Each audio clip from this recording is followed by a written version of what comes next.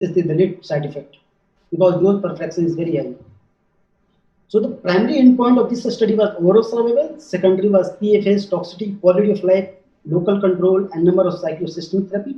So in this current study, they have assessed the quality of life between the two arms. So FACT-GA, this is the functional assessment of cancer therapy, general questionnaire, which is commonly used in clinical trial, which allows the comparison of quality of life between different anatomical site treated and also the site of different primary, which is more four main domains, which is physical, social, emotional, and functional well-being. So main inclusion criteria: those who have oligometastatic disease and has been treated past 3 months with controlled primary up to 5 meds with maximum meds three meds in a single organ, and all where diseases were safely treatable. These were included in the study. Regarding dose fractionation, most of the dose was given in the multifraction, a 3 to 5 fraction, and most of the side lung, bone, brain. However, single fraction was also given in SRS 1824 gray in brain, or also in a bone 60 to 20 gray in single fraction. Otherwise given as multifraction. Normal tissue tolerance was respected, and PTV, however, the PTV coverage was not compromised during the treatment. The result of a study, if we compare the baseline characteristics between the two arms, standard of care and SBRT, that there was no significant difference between the age, sex, or site of the primary tumor with respect to breast or colorectal. The other side, there was no difference between the two arms. If we see the baseline number of metastatic sites of the which was treated, most of the patients have 1 to 3 mets. This is almost 90% in the both the arms, equally distributed, and no significant difference between two arms. Regarding location of mets, majority has either lung and bone mets. Almost it was 80 to 85% between the two arms, and not different between the two arms. Regarding adverse event, more than grade 2 event was little bit more with SABR 29%, 9% in standard of care. That was the significant difference. Other adverse event, fatigue, dyspnea, pain was very much controlled and was very much less than 10% in both arms, and was not difference between the two arms. Now coming to quality of life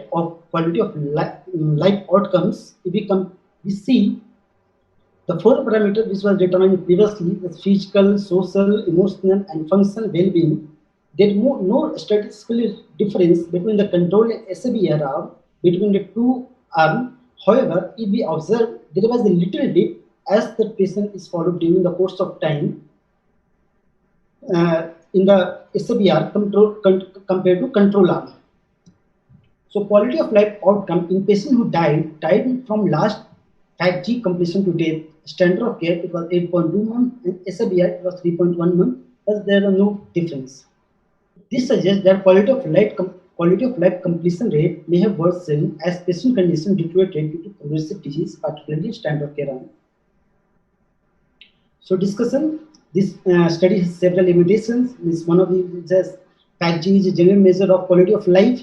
This which patient were treated is either in SABRT or in the conventional, both were given the same questionnaire, and we don't have the study don't have the question regarding dyspnea, diarrhea, and dysphagia, which could also be attributed because of the as treatment toxicity. So to take home message, quality of life declined slowly in both arms. There was no statistical quality of life determined. There is no quality of life compromise in SABRT, which was previously hypothesized in this study.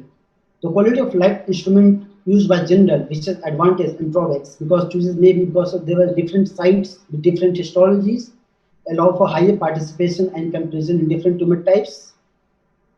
So conclusion of this study that SABR for oligometastatic disease did not appear to be associated with quality of life compromise in the current study.